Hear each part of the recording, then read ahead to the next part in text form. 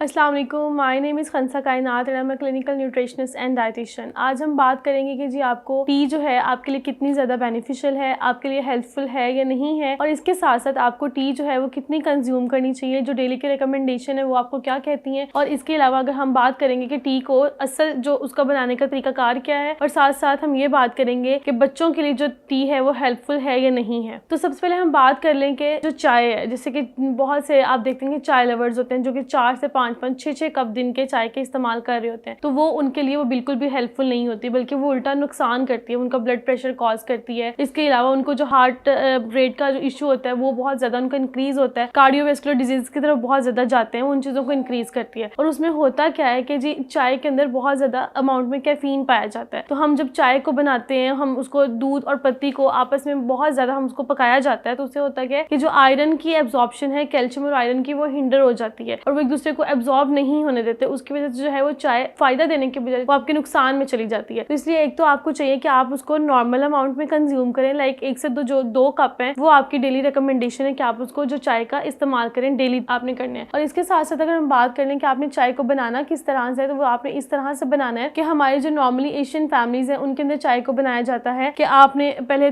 कावा बनाया और उसके बाद आपने उसके दूध अंदर डाल के और उसको बहुत ज्यादा पकाते हैं। तो इसका जो बेस्ट वे है वो चाय बनाने का वो ये है कि आपने कावा बनाए, और कावा बनाने के साथ साथ आप जब आप उसको कप्स के अंदर ऐड कर लें, उसके ऊपर से आप मिल्क ऐड करें, और मिल्क जो है वो आप बहुत ज्यादा कम क्वांटिटी के अंदर ऐड करें। ये जो है आपका बेस्ट वे है, जिसको हम बोलते हैं, इसको हम सेपरेट टी भी बोला जाता है। और अमेरिकन में इन सब में सेपरेट टी का ही इस्तेमाल किया जाता है। हमारी जो एशियंस है इन फैमिली के अंदर जो है वो चाय को एक उस तरह से इस्तेमाल किया जाता है जो कि हमारी बॉडी के लिए बिल्कुल भी हेल्पफुल नहीं होती है। अब इसके साथ साथ बात कर ली जाए कि चाय को आपने किस तरह से कंज्यूम करना है। लाइक बहुत से जो लोग होते हैं वो चाय को आफ्टर मील जो है वो कंज्यूम करते हैं। लाइक आपने फौरन खाना खाया और आपको चाय की बहुत ज्यादा क्रेविंग हो रही है और आपने चाय को उसी टाइम पे इस्तेमाल करना है। अब उससे क्या होगा कि आपके जो डाइट के अंदर न्यूट्रिएंट्स हैं, विटामिन्स हैं, मिनरल्स हैं, चाय अगर आप उसके बाद फौरन पी लेते हैं तो चाय के अंदर जो आपके आयरन वगैरह प्रेजेंट है, कैल्शियम वगैरह प्रेजेंट है, वो उसके एब्जॉर्प्शन को हिंडर कर लेगा। लाइक वो आपके मल्टीविटामिन्स को, न्यूट्रिएंट्स को, मिनरल्स को एब्जॉर्ब बॉडी के अंदर नहीं होने देगा। तो इसका बेस्ट वे ये है कि अगर आप खाना खाते हैं, आप एक मील के बाद जो है एटलीस्ट जो है वो हाफ एन आवर या आपका जो है पौना घंटा है कि उस घंटे के बाद जो है आप चाय को कंज्यूम करें। और इसका बेस्ट तरीका भी ये है कि आप मॉर्निंग में 1 कप लें और 1 कप जो है आप इवनिंग के अंदर लें। और उसके अंदर भी जो आप पत्ती का इस्तेमाल है, कैफीन का जो इस्तेमाल है, क्योंकि पत्ती के अंदर कैफीन होती है, टी के अंदर कैफीन पाई जाती है, उसका इस्तेमाल आप कम करें। इसका ये तरीका है। अब बात कर लीजिए कि बच्चों के लिए चाय हेल्पफुल है, बच्चों को चाय देनी चाहिए। अब इसमें सबसे पहली बात अगर हम कर ली जाए कि बच्चों को जो है चाय वो उस तरह से नहीं देनी चाहिए। आप चाय की जगह पे, अगर मैं एक न्यूट्रिशनिस्ट तो मैं ये रिकमेंड करूंगी कि आप बच्चों को चाय की जगह पे आप दूध उनको दें, और दूध भी आप उन्हें ठंडा दूध ना दें, बल्कि आप उन्हें एक नीम गर्म जो है लिकवार्म जो जैसे हम बोलते हैं उस तरह से आप नीम गर्म जो दूध है आप उन्हें वो दें, विदाउट एनी शुगर, विद कोई भी चीज आप उसके अंदर ऐड ना करें, क्योंकि वो एक उसका जो मिल्क का एक एज इट इज अपना एक फ्लेवर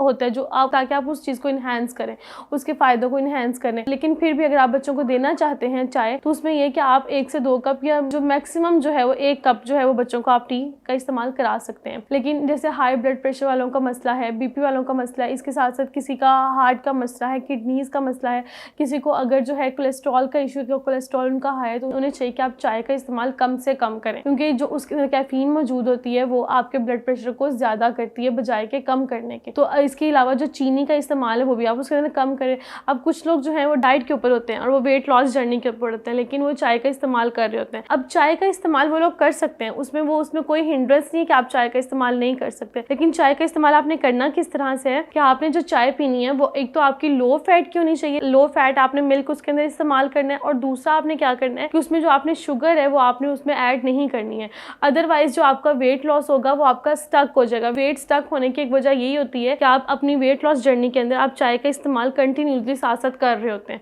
और क्योंकि उसमें आपका जो है फुल फैट जो है वो मिल्क भी जा रहा होता है और आप उसमें चीनी की कंजप्शन भी अच्छी खासी होती है। तो इसलिए आप कोशिश करें कि आप चाय का इस्तेमाल जो है 4-5 से कम लेकर आके उसको 1 से 2 कप पे लेके जाएं, और 1 से 2 कप के साथ साथ आप उसको बेस्ट तरीका क्या है कि जी आप उसका कहवा सेपरेट बनाएं और मिल्क जो है आप जो है अलग से उसके अंदर ऐड करें, और मिल्क जो है वो आप लो फैट ऐड करें। Thank you so much.